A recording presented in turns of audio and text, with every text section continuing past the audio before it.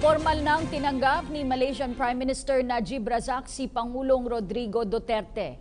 Expanded bilateral meeting sa pagitan ng mga opisyal ng Malaysia at Pilipinas, inaasahang sentro sa pagpapalakas ng relasyon ng dalawang bansa.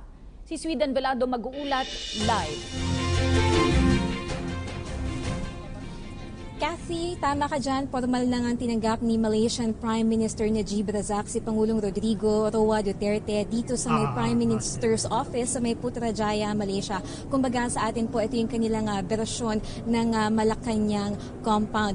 Pagkatapos po ng welcome ceremony na ibinigay sa Pangulo, ay agad pong dumiretso yung dalawang leader para sa isang closed door or one-on-one meeting or yung tinatawag po nilang four eyes meeting. At pagkatapos po niyan ay sinundan po yan ng expanded bilateral meeting kung saan kasama rin po sa nasabing meeting yung iba't ibang mga opisyal ng Malaysia at Philippines. At kasama po sa mga naging usapin ng expanded bilateral meeting na yan ay yung pag-usapan yung mga issue kagaya ng maritime security, piracy at yung pagpapalakas po ng kapayapaan lalo na po sa parte ng Mindanao. Pagkatapos po ng expanded bilateral meeting, mamaya pong alas 8:30 ng gabi ay nakatakda naman pong dumalo si Pangulong Duterte sa isang espesyal na hapunan na inihanda pa rin po ni Prime Minister Najib Razak kasama po si Datin Paduka Seri Rosma.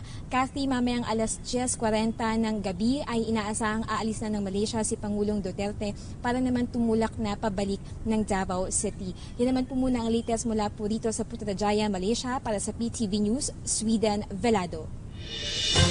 Maraming salamat, Sweden Velado.